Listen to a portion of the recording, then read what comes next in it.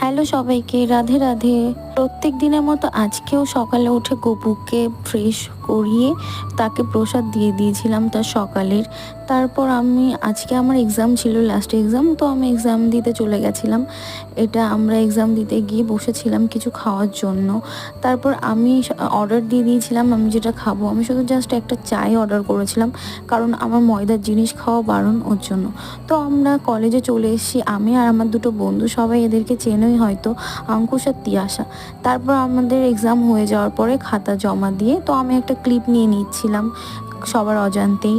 তো এখান থেকে বেরিয়ে আমরা চলে গেছিলাম ক্যান্টিনে। আমি একটা বন্ধুর সাথে ছোটোবেলার সেই হ্যান্ডশেকটা করে নিচ্ছিলাম। তারপর সবাই প্রত্যেক দিনের মতো ভাগাভাগি করে খেয়ে নিচ্ছিলাম। সবাই এক এক রকমের খাবার অর্ডার করেছিল, তার মধ্যে ভাতও ছিল, সেটাও আমরা চারজন আবার ভাগ বসিয়েছিলাম।